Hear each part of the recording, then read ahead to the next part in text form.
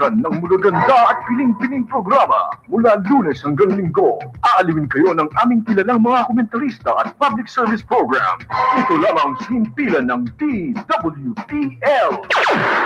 Welcome, everyone. This is Gary Miller with the Gospel of the Good News of the Kingdom of Heaven. There's a part of the gospel you probably have never heard. What is this vitally unknown part of the gospel message? We'll see from the pages of your own Bible this neglected and vitally important part of the gospel message the Messiah came preaching. Turn to Luke, the 4th chapter, and verse 16. In the gospel according to Luke, we see here in verse 16, chapter 4, it says that he, the Messiah, came to Nazareth where he had been brought up, and as his custom was, he went into the synagogue on the Sabbath day and stood up for to read. Now, in modern terms, the Sabbath day would be Saturday, and we could say he went into the synagogue on Saturday and stood up for to read. So that's what was happening. And there was delivered, verse 17, unto him the book of the prophet Isaiah, or Isaiah. And when he had opened the book, he found the place where it was written, The Spirit of Yahweh is upon me, because he has appointed me to preach the gospel to the poor. He has sent me to heal the brokenhearted, to preach deliverance to the captives, and recovering of sight for the blind, to set at liberty them that are bruised. Verse 19 is a very interesting statement. It goes on to say, to preach the acceptable year of Yahweh. Now, what is this acceptable year that Yahshua came preaching? Why would Yahshua the Messiah come preaching about a year? This doesn't sound much like the gospel message that we normally hear. When have you heard someone preach about a year as part of the gospel message? Well, that's what we want to look at here today, is what is this acceptable year of Yahweh that the Messiah came preaching about? And why would he preach about this year? Unless it had something to do with good news, the good news of the kingdom of Yahweh. What he was quoting here, or reading from, was Isaiah, the 61st chapter, and verse 1. Let's turn to that scripture for a moment. It's almost a verbatim quote. There is some variations there. But in verse 2 of this chapter, 61, referring back to the gospel, and of course in Isaiah, it calls this good tidings, to preach good tidings to the meek. Verse 2, to proclaim the acceptable year of Yahweh. So the phrase is the same as used there in Luke. What is this acceptable year? The word acceptable here in the Hebrew is from a root meaning acceptable, making acceptable by paying off a debt, having to do with a debt being paid off. So when we refer to the year of Yahweh, the acceptable year of Yahweh, it is a year that has something to do with paying off a debt. What year, according to the Bible, is the acceptable year? Now, as is often the case, we often hear people trying to interpret these scriptures without reference to the law. Really, the law of Yahweh is the reference that we use to help us understand many of the terms and the meanings of scriptures other places, such as the writings of the prophets. So we want to look back at the law to see if it can tell us what is a year that refers to paying off debts, a time in which a debt payment is accepted that year. Let's turn to Deuteronomy, the 15th chapter, over in the law, the 5th book of the law, and let's see what it says about a special year that has to do with debts. In Deuteronomy, the 15th chapter and verse 1, it says, at the end of every 7 years, you shall make a release. And this is the manner of the release. Every creditor that lends aught to his neighbor shall release it. He shall not exact it of his neighbor or of his brother, because it is called Yahweh's release. So we see that lending or debts are canceled at the end of the 7th year, or in the 7th year. Now, in particular, this refers to a loan. Something that has been loaned or lent is to be canceled. Now, specifically, of course, this is talking about the 7th year in a 7-year cycle, the 7th year, the year of release.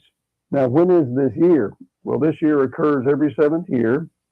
There's a 50-year cycle that Yahweh talks about, and the 50-year cycle is broken up into 7 sevens plus 1. And every seventh year of that 49-year cycle plus 1, we find that debts are canceled. So Joshua came preaching about a debt cancellation year. Now, that's good news to somebody that's heavily in debt, has a lot of loans, has tried to pay off those debts but wasn't able to. So by the end of the seventh year, if someone has not collected the debts, that loan, then that debt is to be released. There's a 7-year moratorium on loans. There's no 30 and 40-year loans under Yahweh's plan, and that is good news for the person who is in debt and has a lot of loans.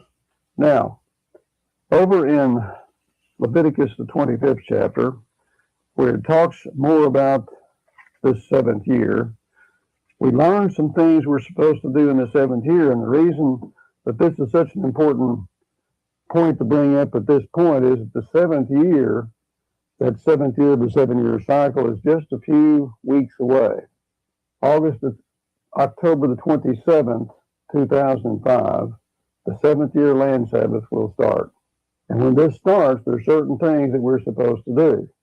And by the end of that 7th year, if loans have not been collected, they are to be canceled under Yahweh's system. There are other things that we need to look at, however, regarding the land Sabbath.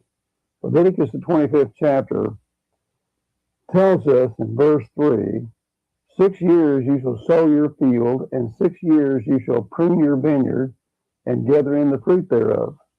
But in the 7th year shall be a Sabbath of rest unto the land, a Sabbath for Yahweh. You shall neither sow your field nor prune your vineyard. So in the 7th year, we are not to sow our gardens, sow our fields. We are to let the land rest and lie still. Pruning the vineyards is also something that's prohibited during the 7th year. So the purpose of this is to give the land a rest. Now, of course, this is not a common practice in our society. However, Yahweh says that if we keep his commandments and his statutes and his judgments, then good things happen. And of course, the gospel of the kingdom of Yahweh is about good news. Let me give an example here in Leviticus 25, verse 18. Here's what Yahweh says. It says, wherefore you shall do my statutes and keep my judgments and do them. Now, why would he say that? He goes on to say, and you shall dwell in the land in safety, and the land shall yield her fruit, and ye shall eat your fill and dwell therein in safety. Now, we can see in our present time that we are not dwelling in the land in safety. We're constantly concerned about terrorist attacks throughout the land, even in small cities and large as well. There are now practice sessions in which people are evacuated, trying to prepare for the unthinkable, which is a terrorist attack. So we're not dwelling in the land in safety. 9/11 taught us that message. But why does that happen? Why is it that we don't dwell in the land in safety? And why is it that the land does not yield her fruit and we dwell here without worrying about being attacked from an outside or a foreign source? Well, Yahweh makes these statutes and these judgments for our good. Now, he also has something to say about if we don't keep the land Sabbath, and that's something very important. When we try to interpret the events of the day, we have to have some way of determining what the cause for the effects is. Let's turn to Leviticus, the 26th chapter, and notice what he says here about keeping his statutes. Verse 27 of chapter 26 in Leviticus, now I'm in the law, and if you will not walk or hearken but walk contrary to me, verse 28, then I will walk contrary to you in fury, and I will chastise you 7 upon your sins. He goes on to say there in verse 32, and I will bring the land in desolation. That's if we walk contrary to his statutes and laws. He goes on to say, and your enemies shall dwell therein and shall be astonished at it. And I will scatter you Now, what has happened in the wake of Hurricane Katrina and Rita as well is people have been scattered. Why do these things happen? Why is it that we see upsets in weather? Now, notice what Yahweh continues to say here. And your land shall be desolate and your cities waste. So if we're looking for the causes, here are the causes. Verse 34, let's see why this happens. He goes on to say, then shall the land enjoy her Sabbaths. Now, earlier I talked about the word acceptable, this acceptable year of Yahweh. Now, notice how this actually reads here in verse 34. Then shall the land pay off, that's that same root word for the word acceptable for the acceptable year of Yahweh. Then shall the land pay off her Sabbaths. As long as it lies desolate, and you be in your enemy's land, even then shall the land rest and pay off her Sabbaths. It's a debt. Now notice what it says here. Why is this debt having to be paid? As it mentions in verse 34. Verse 35, as long as it lies desolate. Now when you look at the Gulf Coast, along the Gulf Coast through several states, you see desolation of the land. You see cities laid waste. Why is this happening? Why did it happen?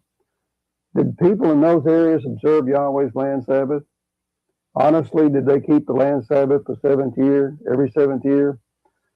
Notice what it says in verse 35. As long as it lies desolate, it shall rest. Why does it lie desolate? It goes on to say here. Because it did not rest in your Sabbaths when you dwelt upon it. There Yahweh is giving the cause for the effect. The effect was scattering the people. The effect was desolating the land. The effect was causing cities to be laid waste. The cause was, as he says here in verse 35, because it did not rest in your Sabbaths. So Yahshua came preaching the acceptable year of Yahweh, the year in which debts are paid off, the year in which loans are canceled, and the year in which we're to let the land lie.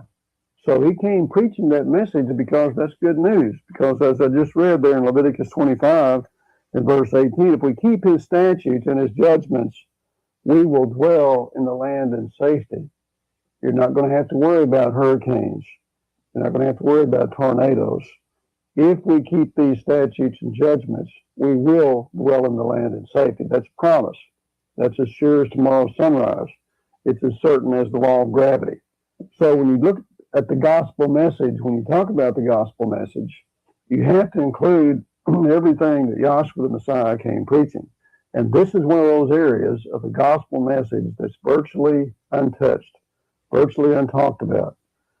But it is good news. It is part of the good news. It is the good news that tells us that we will dwell in safety and our cities will not be laid waste for whatever reason, a terrorist attack, upset weather, will not be laid waste if we keep these statutes and judgments. And that's a promise. It's a promise from the creator of the universe. And it's something that you can absolutely rest assured will be the case if we obey, because there's causes and effects. Now, the effect, of course, is what happens if we don't obey, or what happens if we do obey these statutes and judgments. And these were all made for our good, not just to see how many things we could do, not to make it difficult. This is called the perfect law of liberty. In fact, that's what Yahshua says. He came to proclaim liberty throughout the land. So when we look at the overall message that the Messiah came preaching, it has many different aspects of it. And we want to make sure that we do bring those aspects out so we know what Yahshua came preaching. And this is one of those vital areas, the acceptable year of Yahweh, the land Sabbath, the year of release. Also refers to the year of the Jubilee as well. Well, more on this perhaps next time.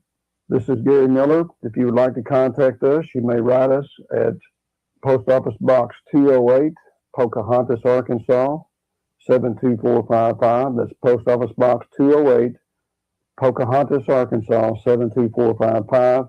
And you can contact us online at www.icyahweh.org. That's www.icyahweh, that's ICAYAHWEH.org. So until next time, this is Gary Miller saying thank you for listening. Mula sa top-rated music station ng dekada 80, ang WBL. Tuloy na naglilingkod sa inyo sa pamamagitan ng magaganda at piling-piling programa.